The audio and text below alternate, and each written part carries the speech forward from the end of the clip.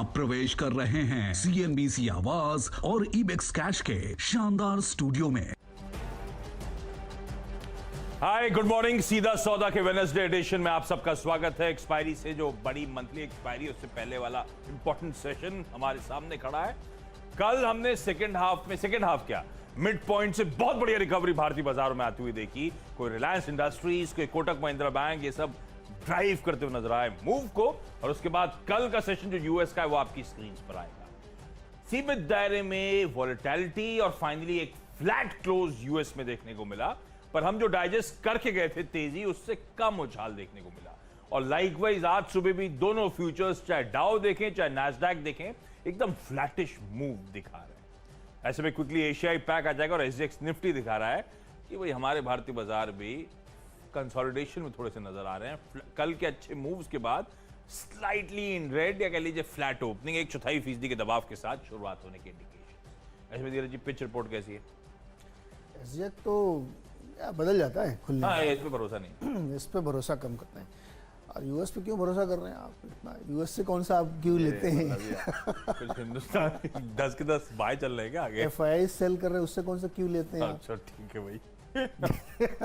क्यों ये लेना है कि आपको बहुत आशान्वित रहना है, मार्केट में अच्छी तेजी और बढ़िया नतीजे के आधार पे आपकी पिच वैल्यू कर रही। देखिए अभी वीरू सुबह ज्ञान दे रहे थे ना कि फ्यूचर्स में लोगों ने लॉन्ग कर रखा है, इधर कैश में बेच देते हैं, तो ट्रेडिंग के हिसाब से आपकी पोजीशन लॉन्ग साइड में ज़्यादा बनती है। भविष्य में क्या होगा बात की बात है। अभी के हिसाब से जो पिच बन रही है वो लॉन्ग साइड की बन रही है, क्योंकि एफआई की जो स्ट्रैटेजी है कि आप इंडेक्स पे लॉन्ग करिए, फ्यूचर्स में ऑप्शंस पे लॉन्ग करिए, लेकिन इधर कैश में देते जाइए, तो उसी स्ट्रैटेजी को आप फॉलो करिए। आपको भी लॉन्ग साइड में खेलना है इंट्राडे के हिसाब से। पोजिशनली बाद में देखी जाएगी। तो हमें अशर साहब, हमने कुछ सेल वाले स्टॉक भी हैं मेरी टीम में आज, नहीं रखने भी रेड वाले टाइप के जो। तो ठीक है, मैं थोड़ा सा अच्छे मूव्स के बाद शायद एक्सपायरी से पहले आज एटलीस्ट फर्स्ट हाफ में कंसोलिडेशन, उसके बाद देखेंगे स्क्रीन कैसा बिहेव करती है। हाँ, कुछ रेड वाले स्टॉक्स मेरे पास भी हैं। शुरुआत कर देता हूँ एक असल में रेड पैच, एक होपफुली रेड पैच पर क्या टेलविंड्स बहुत तगड़ी है इस सेक्टर की। एक्सिस बैंक को स्क्रीन पर लेकर आइए। आज लाल निशान के साथ इसके साथ शुरुआत कर रहा हूं क्योंकि इंटरनल्स देख के लग रहा है एक वीकिश परफॉर्मेंस आ गई। और मैंने ही कहा था मंडे को आईसीआईसी बैंक के नंबर्स के साथ एक्सिस बैंक होप जागेंगे, होप जागे थे, अच्छा मूव आया था। अब नंबर्स थोड़ा सा डिसअपॉइंट कर रहे हैं। डिसअपॉइंट इस लिहाज से कि आपको इसको पर्सपेक्टिव में रखना है अपने पीयर्स के साथ। जब आईसीआईसीआई अच्छा दे रहा है, जब कोटक अच्छा दे रहा है, तो एक्सिस का परफॉर्मेंस देखना है। तो वीकनेस है सीडी रेशियो में, 23 क्वार्टर्स के लोज पे है। एनआईआई की जो ग्रोथ है 14 क्वार्टर्स के लोएस्ट लेवल पर है। एनआईएम्स कमजोर हैं 12 क्वार्टर्स के लोज पे। और ऑपरेटिंग प्रॉफिट ग्रोथ जो है अपने पीयर्स से कमजोर नजर आ रही है। तो कई पैमाने पे रिलेटिव वीकनेस है एक्सिस बैंक के नंबर्स पे। और अच्छी तेजी के बाद हो सकता है कंसल्ट। अब इसमें एक इशू मेरे साथ यह है कि बैंक्स में टेलविंड बहुत स्ट्रांग है। कभी कोई आईसीआईसीआई, कभी कोई कोटक अच्छे नंबर्स के दम पर पूरे बैंक मूड बदल देता है, बैंक निफ्टी का आउट परफॉर्मेंस दिखा देता है। तो थोड़ा सा स्क्रीन को वॉच आउट करेंगे, पर प्योरली उन नंबर्स पर देखते हुए, प्योरली चार्ट के स्टॉक के बिहेवियर को देखते हुए लगता है कि थोड़ा से लॉन्ग अनवाइंडिंग शायद होती हुई नजर आए। लगता है कि माइनर वीकनेस के साथ ये स्टॉक ट्रेड कर सकता है, इसीलिए रेड है। नियोजन केमिकल्स 1450 के हाईज वाला स्टॉक है। शार्प करेक्शन के बाद इंटरेस्टिंग लेवल्स पर आके खड़ा हुआ है। और कल फिर इसी लेवल्स के साथ खबर आ गई कि फेज 2 जो कमर्शियल प्रोडक्शन है, ऑपरेशन जो है इसने कमेंस कर दिया है, कामकाज शुरू कर दिया है। जो बारूच में इसकी मैन्युफैक्चरिंग फैसिलिटी आनी थी वो दहेज एसईसी में, उस पर कामकाज कल से कमीशन कर दिया गया। अच्छी खबर, सही लेवल्स थे, इसीलिए सिर्फ नियोजन केमिकल्स को मेंशन कर रहा हूं। निप्पॉन लाइफ एएमसी, हालांकि एएमसीज ने डिसअपॉइंट करा है अब तक इस क्वार्टर में, पर निप्पॉन लाइफ के नंबर्स अच्छे हैं। आय में 8-9% का क्यू ऑन क्यू, हम सीक्वेंशली देखते हैं, साल दर साल तो तस्वीर बहुत बदल जाती है। ऑपरेटिंग पीबीटी 10% का उछाल, मुनाफा 17-18% क्यू ऑन क्यू इंप्रूव होता हुआ। मुझे लगता है नंबर्स अच्छे, थम्स अप है, इसीलिए आपको आपकी स्क्रीन पे ग्रीन पे नजर आ रहा है। अच्छा, मेरी टीम में बहुत सारे कल नतीजे आए, उसी में से चुना है। आईआरबी इंफ्रा, कल इन्होंने नुकसान से प्रॉफिट में आ गई कंपनी, और जो टॉप लाइन थी वो करीब 1400-1500 करोड़ आई, 30% की ग्रोथ इनको साल दर साल, और बढ़िया ग्रोथ देखने को मिल रही है। EBITDA भी 29% बढ़ के आया है। कंपनी करीब 5,200-300 करोड़ रुपए रेज करने वाली है और इसके ज़रिए वो प्रेफरेंशियल करेगी कई दो तीन बड़े प्लेयर को, जिसमें GIC, सिंगापुरी सारे शामिल हैं। और इंटरेस्टिंग ये है कि ये अपना कुछ पैसा डेट कम करेंगे ग्रुप लेवल पे और कुछ का अपना यूज़ करेंगे। तो प्रोमोटर जो है अभी डाइल्यूट करने वाले हैं स्टॉक अपनी इक्विटीज़ में। तो नतीजों के हिसाब से बेटर दिख रहा है। हालांकि स्टॉक अभी रिसेंटली काफ़ी इसने रैली की है, कल दिन के दौरान भी ऊपर नीचे हो रहा था ये, तो आप उसको देख के इसमें मूव करें। लेकिन नतीजे बढ़िया हैं और कंपनी ट्रांसफॉर्म होती हुई दिख रही है बहुत लंबे ख़राब दौर से गुजरने के बाद। ABB मैं नज़र रखी है, हमने कल अपनी टीम में रखा भी था इसको, उन्होंने कहा था नतीजे मुझे तो अच्छे लग रहे हैं।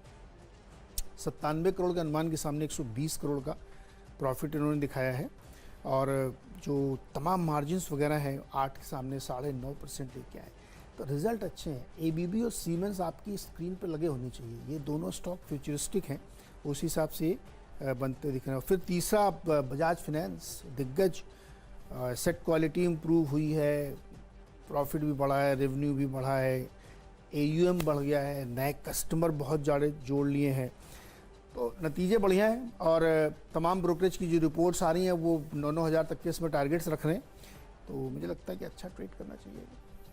अरे वाह, चलिए अगला स्टॉक जो है ये भी ग्रीन वाला, KIOCL, 320 के साल के हाई से करेक्टेड कामकाज। इसने कल ग्लेनकोर इंटरनेशनल के साथ एक non binding memorandum of understanding करार किया है बेसिकली, जिसमें ये लोग आयरन और पेलेट सप्लाई करेंगे इस ग्लेनकोर को, और Glencore intern south Korea, European markets, non Chinese markets में इसको फर्दर सेल करती हुई नजर आई। 1 साल का ये करार है, अच्छी खबर। डॉक्टर लाल पैथलैब, मोमेंटम स्ट्रांग, आए रिकॉर्ड हाइस पे पहुंचती हुई, तो रिजल्ट तो अच्छे। मुझे ज्यादा जो अच्छा लग रहा है एग्रेशन जो आ रहा है इन कंपनीज में, वो ठंडा पड़ गया थायरो के एक्विजिशन के बाद। मेट्रोपोलिस एग्रेसिव हो रहा है दक्षिण भारत में एक्विजिशन करके। डॉक्टर लाल ने भी कमाल कर दिया, बहुत जाना माना है इस वेस्टर्न इंडिया में एक चेन सबअर्बन डायग्नोस्टिक्स, उसको खरीदने की मंजूरी दी। अब खरीदेंगे इसको तो बेसिकली ये नॉर्थ इंडिया करते थे हम डॉक्टर लाल पैथलैब्स को, बहुत कम प्रेजेंस था ये वेस्टर्न इंडिया में।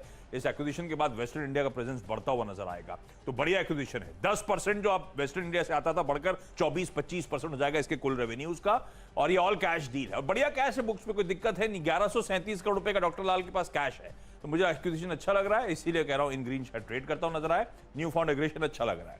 हीरो मोटोकॉर्प का चार्ट लार्जली तो खबर तो है ही, लेकिन खबर पे ज्यादा तूल ऐसी कोई बड़ी खबर नहीं है, लेकिन स्टॉक बहुत मैसिवली करेक्ट हुआ। करेक्ट होने के बाद बहुत इंटरेस्टिंग जंक्चर पे कल घूमा है, 0.5% का अपटिक था, देखिए आपकी स्क्रीन पर। उन इंटरेस्टिंग सपोर्ट लेवल से घूमा, उसके ऊपर कल डेवलपमेंट आया कि UAE में एक्सक्लूसिव डीलरशिप के लिए टाई अप करा, एग्रेशन दिखा रहे हैं उस मार्केट्स में, एक्सपोर्ट को थ्रस्ट देने की कोशिश कर रहे हैं, तो खबर की सुबुगाहट भी और सही लेवल से घूमा, इसीलिए हीरो मोटोकॉर्प डिपेंडेबल का दर्जा। इंटरेस्टिंग। और अगला स्टॉक है MGL, महानगर गैस, और इनके रिजल्ट्स आए हैं। रेवेन्यू में 34% की ग्रोथ है, लेकिन अनुमान से कम है। सबसे बुरा क्या है इस नंबर में? मार्जिन जो है इम्पैक्टेड हुई है और ये आगे और होगी।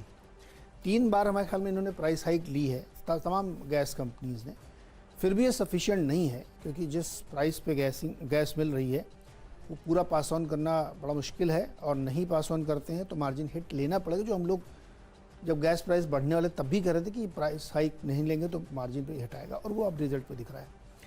दूसरा भी आप देखिए कि जो सेकंड हाइक गैस की होगी, APM गैस की, वो होगी 1 अप्रैल से।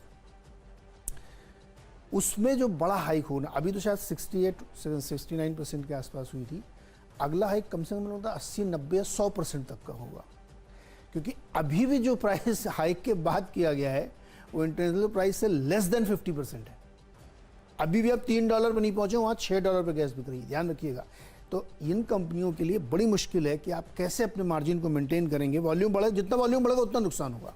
तो मुझे लगता है कि इसको ध्यान में रखते हुए MGL और इसी के बाद गुजरात गैस, इन दोनों में हमको लगता है इसका इम्पैक्ट आपको देखने को मिलेगा।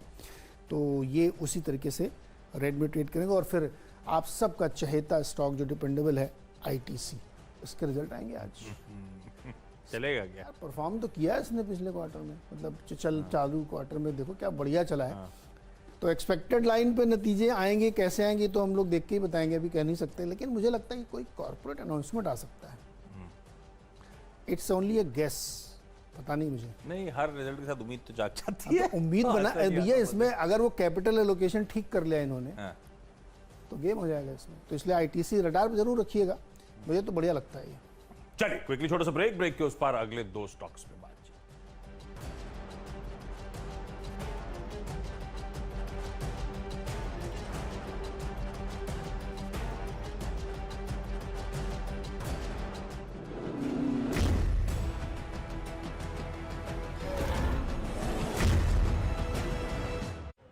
पिंकू ओबेरॉय के लिए बेस्ट गोलगप्पे पिक करना मुश्किल है।